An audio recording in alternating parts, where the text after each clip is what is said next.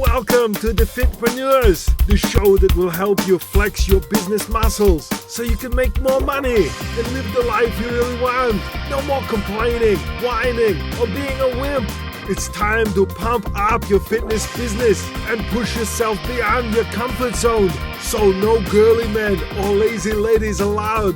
It's time for me to do some push-ups and turn things over to your host, Simon Lovell. Hey guys, welcome to this, which is the first in a very powerful success series. If you're a fitpreneur and you want to take yourself to the next level and really understand what it takes, then this success series is going to really help you. And in this first powerful interview, I'm going to be talking to Anna Marsh, who is here live from, actually, Anna, whereabouts are you in the world? Because you're traveling so much. I'm just at home, actually. I'm in Bournemouth. Oh. See, Sorry. I used to live there, Winton. Used to hang out in the Winton pubs. Haven't been to any Winton pubs, I'm afraid.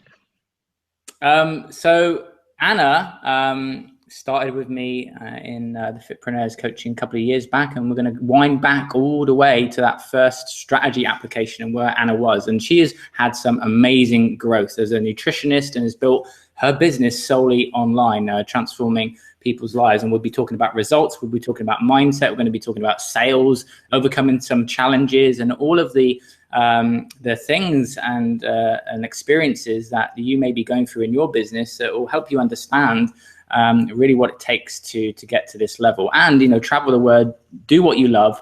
And now Anna is just about to tie the knot. So I'm super excited about that. Welcome, Anna.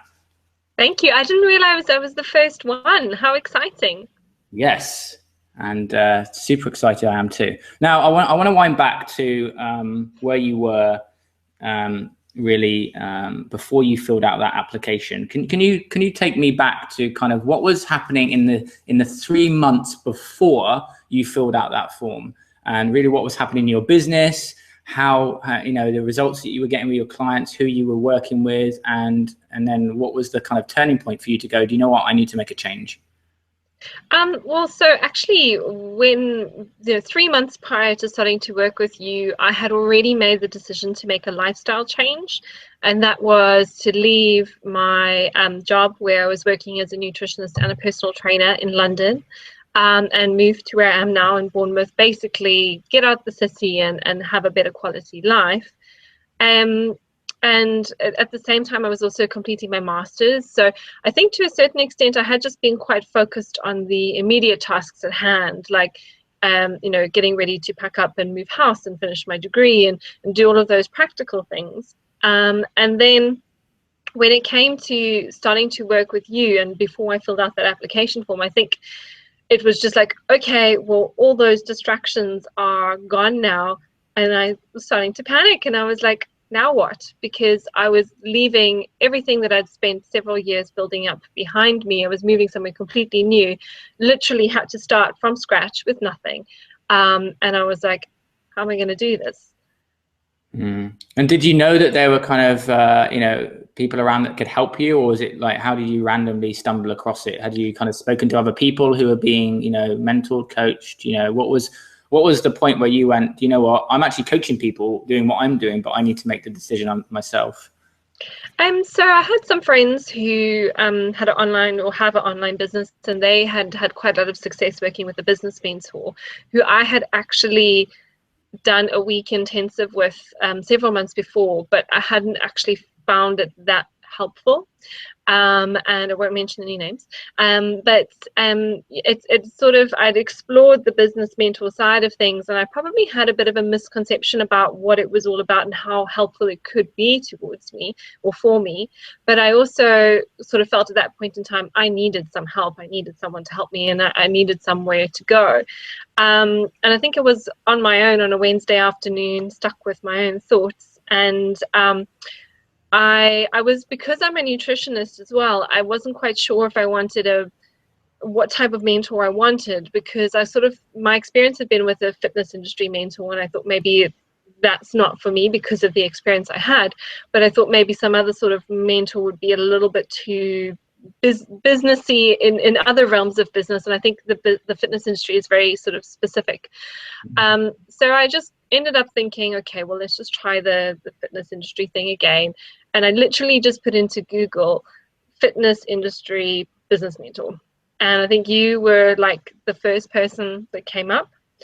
I never heard of you. I know a lot of people probably follow you on Facebook. They've read a lot of your blogs, they've seen a lot of videos. I actually didn't know anything about you, except I did know about Paleo in a Box, which was a project that I think you had collaborated on. And so I thought, well, I know Paleo in a Box, so this must be good. And that's where it all started. So at that time, talk about the clients that you'd been serving, the experience that you'd built over the years, and how much kind of time, effort, and energy you'd put into your education in getting to that level at the moment. Yeah, I mean, I think where I was at was always a little bit frustrating, or I was frustrated. I mean, I've done a lot of studying. I'm probably a little bit of a education junkie, and always doing lots of courses and furthering my knowledge, and I felt like I had a lot to offer my clients, and the clients that I was working with were getting results, but it was very much a money for time sort of thing, which was very draining on my own resources. Living in London, you wake up early, you see clients first thing in the morning, you see clients last thing at night, and I always felt, especially in nutrition, the price point for per consultation was low compared to the amount of time you had to invest in each person. And for a while I had been thinking that I don't think that I could, you sort of look ahead and you think, what will I be doing in 5 years time, in 10 years time? And I sort of knew I couldn't keep on doing what I was doing, and I needed something else. What was the kind of one of the biggest struggles for you in terms of belief? What did you really think that you could do in the industry at the time of kind of starting the coaching process? What was your own belief system? Because I know that's radically changed over time, right? Yeah, I think it's just about the value that I can give to my clients and what that is worth. I think, from working with you, and it's definitely been an ongoing journey, is just believing that I can charge what I'm worth. And having that feeling of being good enough, which I think a lot of people struggle with, is never feeling like I was good enough to actually charge prices which allow me to live a very modest lifestyle, at least, and have that stress of always trying to make money, because you don't have the self-worth to charge enough for your time. Do you see a lot of, and I guess you talk to a lot of nutritionists and friends who are in that same boat, right? It's a big skill set, but the confidence is fairly low when it comes to the business side. Had you invested much time, effort, and energy into the business side at the point of the process? So I think I had a little bit of technical knowledge, I would say. Like I knew how to. I could set up a Facebook ad if I had to, and I could do some like optimized press. I knew a little bit about lead pages, and I had some of the technical knowledge. But even if you have all the knowledge, and that could be the knowledge in the skill set for your profession, or the technical knowledge to market, if you don't actually know how to take action with that knowledge, and to get people engaged, and to market yourself, and know how to sell, and know how to leverage your time, it's not really worth very much. What was the big first shift that you got that created the biggest impact, would you say? When you made me cry. No, so I had my first call with you, and I think it's very normal when someone starts this process. You invest a lot of financially in it. I think it was definitely the most I'd ever invested in any sort of course. And for that reason, you're like, I have to make this work. And in the same way, it's also almost reassuring, because you're like, well, if I'm paying this much, it's got to work. And then I spoke with you, and I was just like, all these things like going over my head. And then you told me to download and listen to the audiobook, Loving What Is. And so I got off the phone, and like literally that was like the first thing I did. And yeah, I think I spent about the first week like just feeling very overwhelmed with all the things that needed to happen, and everything that needed to, that I needed to do. But I think that sort of audiobook was at least the first sort of thing that started to shift my mindset, and it was very powerful for me. Now, obviously, I teach. Part of the process is teaching you how to sell on the phone and build this, this kind of coaching program, which is, nutrition and helping people change their lives. Talk about your initial process of going through that, phone process, and I want to talk about the journey, the income rise, and all the challenges and things that you've faced and overcome. But let's wind back to those initial calls of the strategy calls to get people invested into your program. How was that process for you? And then talk about the tipping point when you were like, aha. Oh gosh, there were so many processes. Yeah, I think for me with you, I don't know if it's like a female thing or whatever, but like some of the other guys in your group were like flying like straight off the bat, and I think for me, I probably was a little bit more reserved, and it did take me a little bit of time to build up my confidence. And we worked together a lot on the sales side of things, and you helped me a lot with that. And I think it was after about 2 or 3 months, I can't remember the exact dates, of starting to work with you, that I think I made about $8,000 in 4 days or something like that over the phone selling. And I was like, whoa, what just happened there? So yeah, and then and then I think when you have that positive feedback of what's possible, then your confidence does start to increase. And then what happened when I told you to do 20 grand? I said, scary. And you said, fear and excitement are the same emotion, or something like that.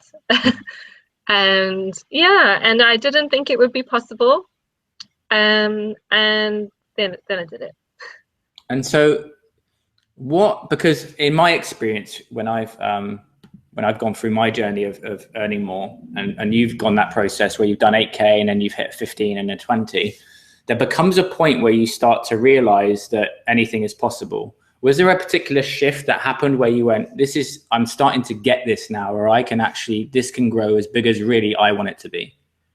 Yeah, I mean, I think that took quite a lot of time. I think the first month I had a really good month. I was still struggling a bit with those feelings of self-worth, like almost like I don't deserve this. I've charged these people now this money, and I have to deliver, and am I good enough, and all of that. What price point did you go from to, just so everyone understands where you were at and what you shifted to? So I started off selling my program for £99 for 3 months.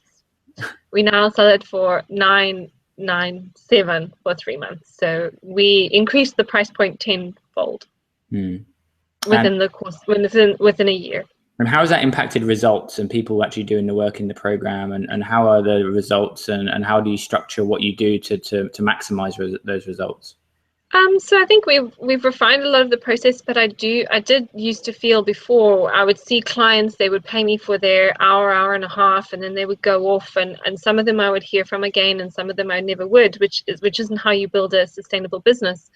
And I definitely feel that the clients I have, price point aside, just having a sort of more of the sort of group-based coaching platform means that they are more committed to the program, and they do get better results. And we're continuously refining our systems and how we keep people accountable so they get their money's worth.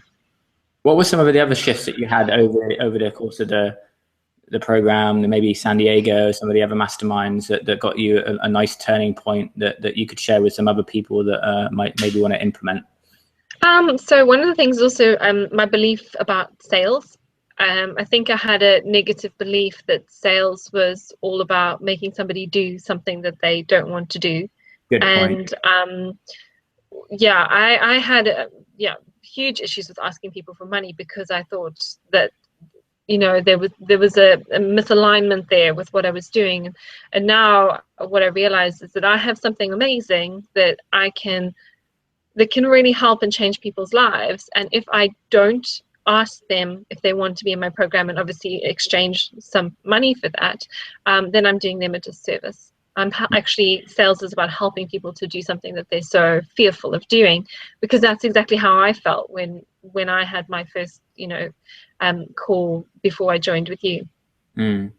Now you didn't get running paid advertising for a while. You were just literally banging out these amazing videos. Talk about what you were doing and how you were doing that, because I know you were using whiteboards and you were making sales. Did you start selling to your existing people that knew you first? Where did those initial sales come from for that 997? And then how did you expand upon that to build the business? Because you've been doing the big numbers consistently, and that means well, first of all, you've got to know what you're talking about, and that's what I love about you, is that you love what you do, you get great results, and you know your shit. And I think that's a big problem for a lot of people, is they want to make big money, but they're not confident about what they're talking about. How important has that been to you in that process of getting those leads in through the initial sales and the videos that you've been doing? Yeah, so I mean, I think for the first 6 months I was working with you, I didn't really spend any money on Facebook ads. It was just through just videos, blogs, podcasts. I did a lot. I'm still sort of pretty consistent in terms of putting out free content and sort of showing people what I'm all about. But then since then, I guess have obviously moved on to paid advertising, but still continue with all the other bits and pieces as well, because I do think it's easier for you to sell to people over the phone when they have a bit of a flavor of what you're all about, and you need to put out all the content in order for that to happen. Can't remember the rest of the question. It was just about the what you were doing in videos to get people drawn in, because you were doing these short videos, weren't you, and still are, with the whiteboards, and what was working best for you, or has been working best for you? Yeah, I think it's a little bit of everything. So I've definitely found the more people you work with, the more you start to understand the commonalities and their struggles, and I think it's really just about talking with people so that they can connect with you, being your authentic self, and maybe talking about your own struggles, sharing your own struggles, so that you build a little bit of a relationship with your followers. And so some of my videos are maybe a little bit more sciencey and more informative, but that's because I want people to know that I know what I'm talking about. And then some of them are a little bit more sort of to connect with people's emotions. What are some things that you're doing within your program to hold people accountable, to really get them to get really good results? What would you say are some of the things that you've maybe shifted around recently that you've noticed that people really start to take action upon it? Because, what I find is that a lot of the times, people can gather information, but it's not the information, it's the application of that. Yeah.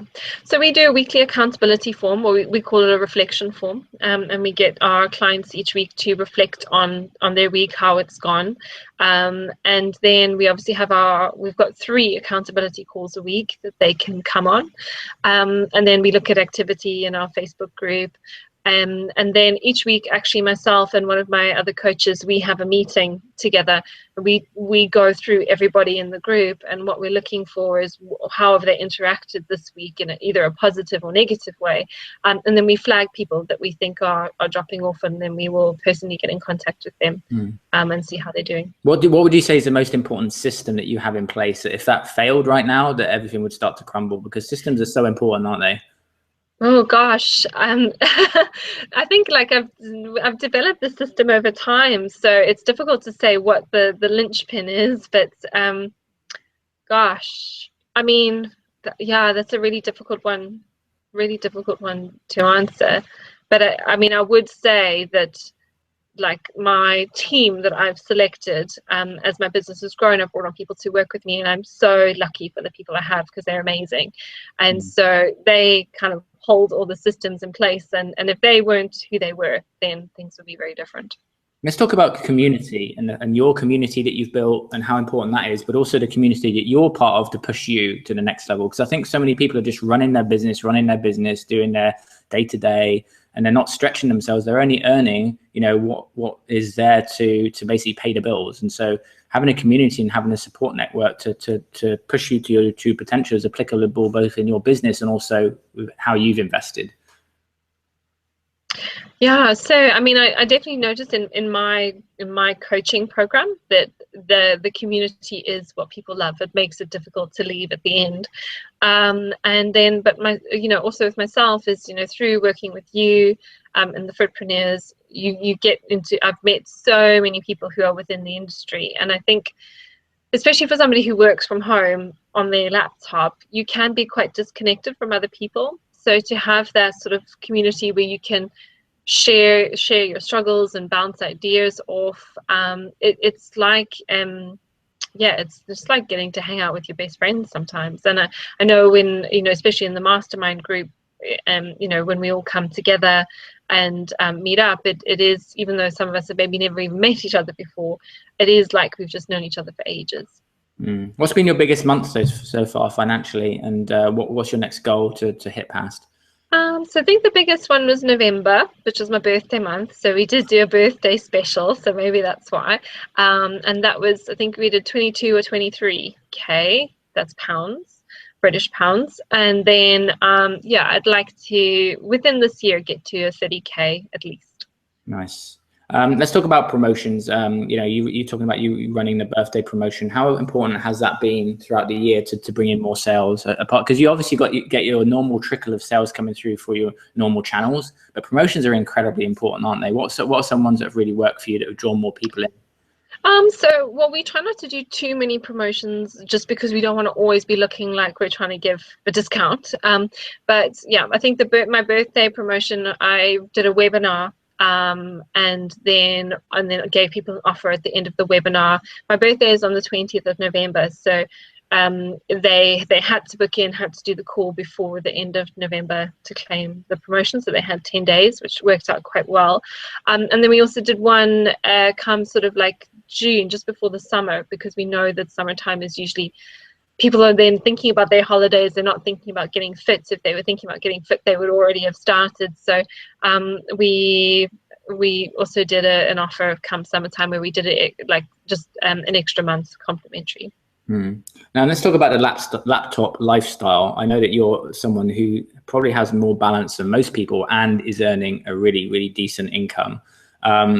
Let's talk about some of the important things that you would maybe suggest to other people who want to have that lifestyle, some of the honest truths about, some of the challenges you're going to face, and also really how you maybe need to really take yourself away to recoup, because you can work from all around the world. You do it. You're testament to it. You earn a very decent income. You travel the world, but you also have a really good sense of balance. So I'd like for you to share some really important strategies for those watching who maybe are grinding all of the time.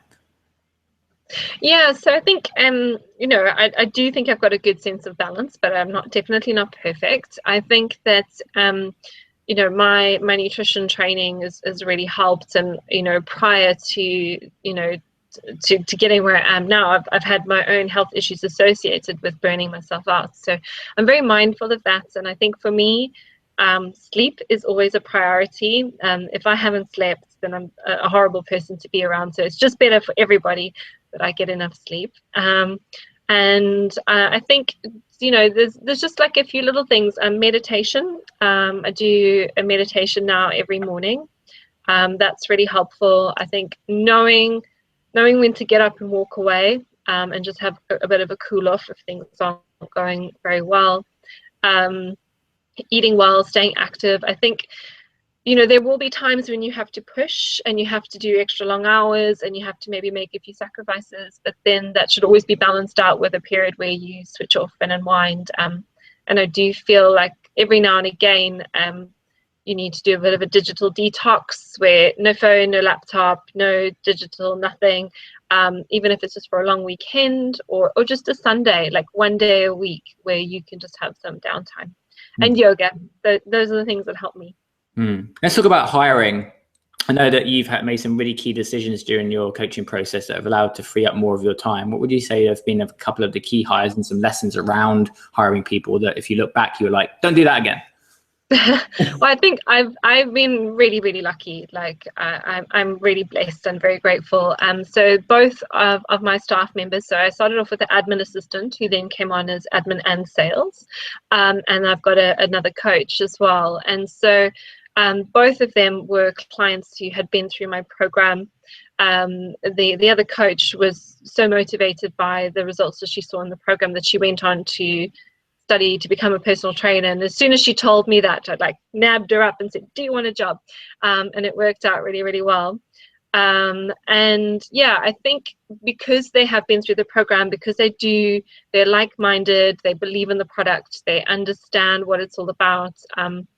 Yeah, they are just amazing. But yeah, just with little things like that, I think also just, you know, giving clear job descriptions, having proper contracts written up, because sometimes I think that people can read my mind, and unless you tell people exactly what they need to be doing, they don't know they need to do it. And I know sometimes I've got caught out by not being 100% clear.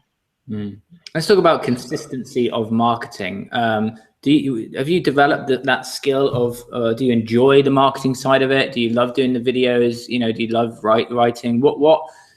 What is it, would you say, that is your zone of genius where you feel in flow most? And how important is that to someone watching, that they do what they enjoy? Because I love doing videos. Like, to me, this is not work. It's fun. I enjoy it. I love sharing content. If I get inspired by something, I want to share it. But not everyone's like that. But you do need to develop those skills. Yeah, I think for me, writing probably more so than video. Definitely in a state of flow when I write. So I do regular newsletters, or not newsletters, but motivational blogs. I don't know what you want to call it, to my mailing list, and I write blogs as well.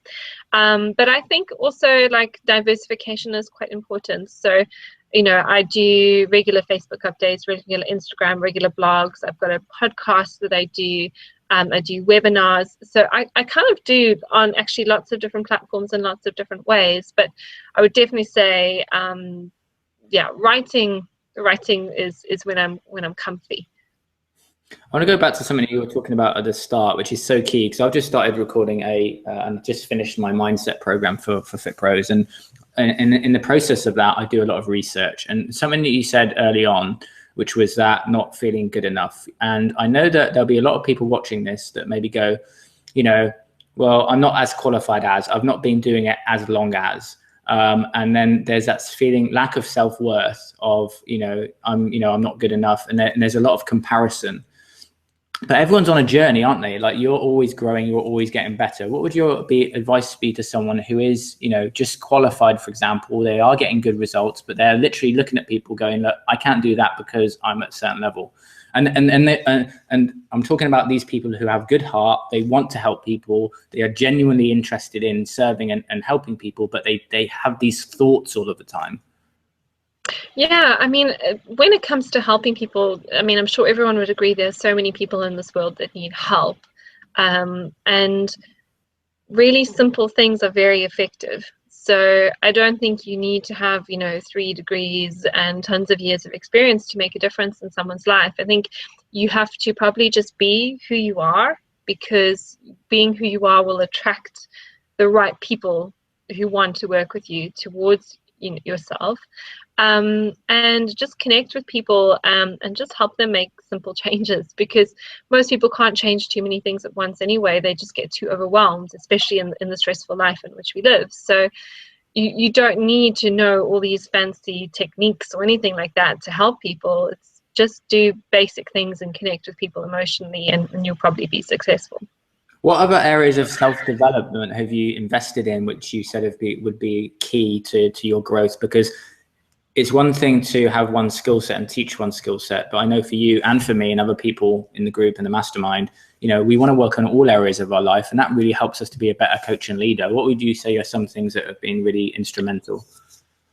So I mean, I did do the Tony Robbins Unleash the Power Within last year in Chicago, which was fun, which was good. And for me, actually, I find a lot of the yoga workshops that I go on really helpful from a mindset perspective, because especially the teacher that I usually follow, she works a lot on breaking down conditioning and storytelling and all of that sort of stuff as well. So for me, even though when I take a holiday and I go on a yoga retreat, I feel like I am doing that sort of self-development and personal development.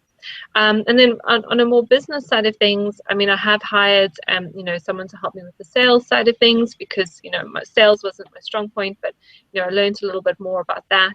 And so those are probably the top 3 things.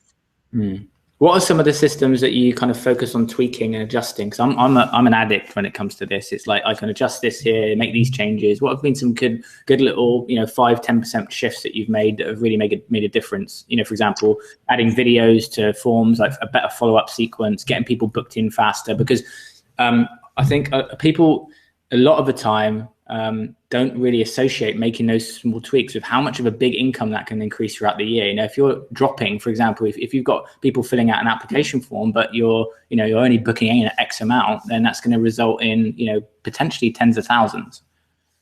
Yeah, I mean, that's definitely something I'm working on at the moment. So just looking at like different types of series. So for example, instead of just taking people to an application form, taking them to an ebook first and then an application form, things like that. So I think just even little things like listening to the sales calls that my sales lady is doing with her with the non-closed sales. And today I was doing one and I listened on the call and she was like, "Oh, how do you know Anna?" And she's like, "Oh, I don't actually know anything about it." And I was like, "Right, we need to make sure that people are coming on the calls who know more about me."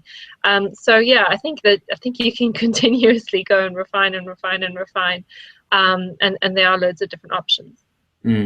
What are a couple of books that you would say? I know you mentioned Byron Katie's book at the start. What are a couple which you would definitely recommend as must reads, either in business, self-development, or ones that you would pick up again? I can't even remember all the ones I've read now. The Giant Leap, I think The Big Leap. It's about self-sabotage. Yeah, Gay Hendricks, I think it is. That one was quite good. I've got them all on my Audible. I just can't remember all the names. But yeah, Byron Katie is definitely the one that stands out. Yeah. What would your advice be to someone who's just about to, or has just got qualified in nutrition? Some just general advice for them as an expert, not maybe in the business side, or something that you've learned over time that if you look back, you're like, that's really helped me get better results, helped me teach better, maybe some teaching things. Yeah, I think first of all, you probably need to know who you want to work with. And you need, because that's what I found is I was working with the same types of people and I was doing the same thing with the same types of people, and obviously I could then leverage it and put it into a program. So I think if you are very new, you probably just want to get a little bit of experience under your belt with the people that you think you want to work with, and you'll probably start to notice some similarities in the things that always come up and the things that these people always struggle with. And then when you have a clear idea about what those things are, then you can create more of a package or a program that will help to leverage your time. But I really do believe that, and I'm not just saying this, but I really do believe that everybody needs to be mentored, because you just learn the rate of growth and the acceleration is, you're not going to get that just working on your own. And, I really don't believe I would have achieved everything that I have unless I had worked with you. And I'm not just saying that because you're in front of me on video. I genuinely mean it. Yeah, I appreciate that. I want to talk about the VIP day that we did. We sat down and we really drilled into the business. What's some of the things that you really took away from that you want to share from people that they could, understand that are really important? Yeah, so I mean, when we did the VIP day together, we kind of plotted out my whole life, and we looked at all the things that were important to me. So it was about setting values as a foundation, and then we sort of picked apart my business and we looked at all what I was doing and obviously how to optimize that, but also at all the opportunities for expansion and growth as well. And so basically I've got a map. It's like literally just here, but everything I can be doing, for the foreseeable future to build and grow my business.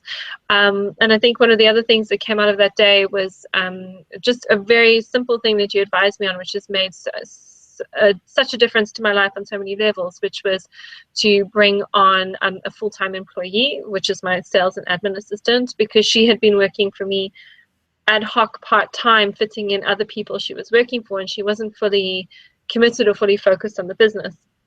And so bringing her on full-time was not only good for me, but it was good for her, because she's less tired, she's less stressed, she's more focused, and she's happier. But that also means that all of a sudden when she came on, I had so much more time, because I wasn't trying to do a million things. They were now being outsourced to her at a very reasonable rate. And yeah, that was life-changing in itself. How do you get yourself out of a rut? Oh, good question. So I was actually in a rut recently, and it really been like feeling down about a few things, could feel my mindset going quite negative.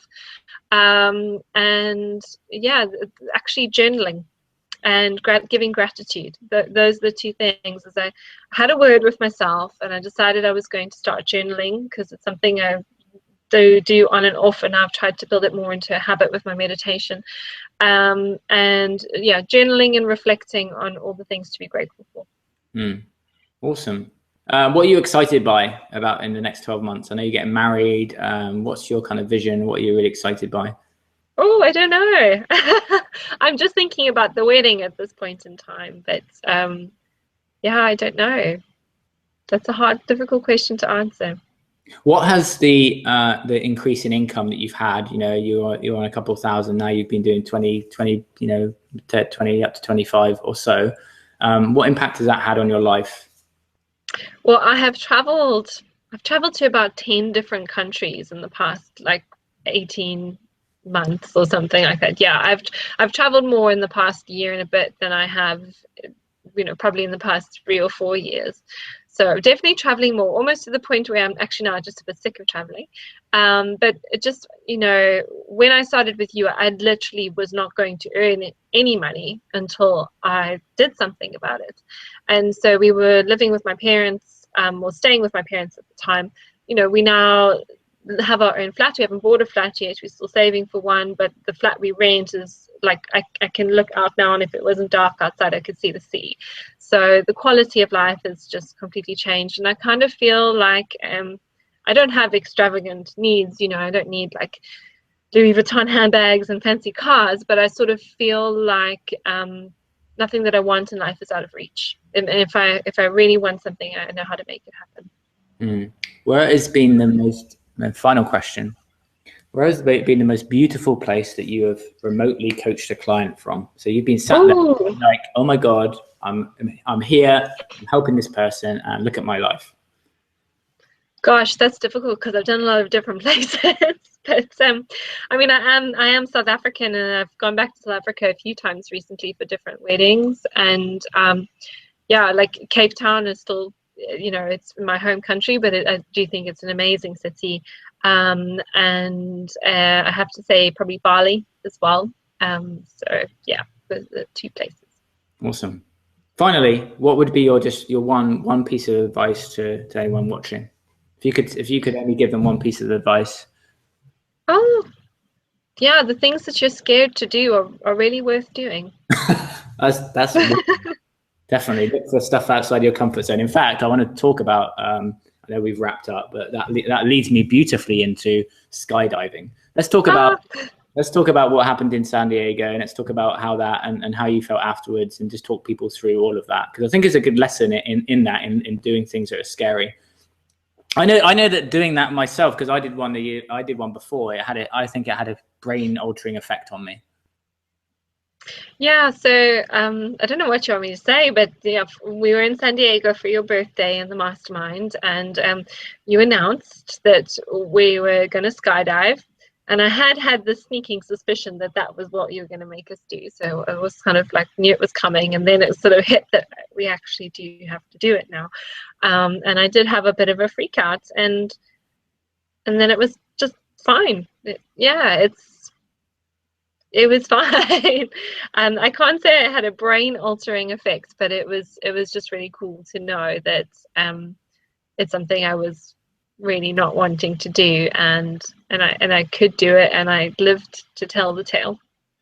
And that's where a lot of the results come from. So do things outside of your comfort zone. Anna, thank you so much for sharing this awesome training. I know that a lot of people are going to find it hugely valuable. And virtual high five from San Diego for you and your awesome guy who is with us also in Bali. Thank you, Anna, and catch up very soon. Cool. See you later, guys, on another success series. Thank you, Anna Marsh. Check out. Oh, Anna, share your website address so people can go check you out. Oh, theladiesthatlift.com. Awesome. There you go. Yeah. Take it easy, guys. Guys, thanks for the killer episode. Listen, if you want to take your fitness business to the next level, terminate your competition, create ultimate freedom, buy new houses, cars, which could blow up, travel the world, or open your own gym where you can lift really heavy weights, then head to www.thefitpreneurs.com/free call for details on how to apply for your free accelerator call. Until the next episode, hasta la vista, Fit Pros.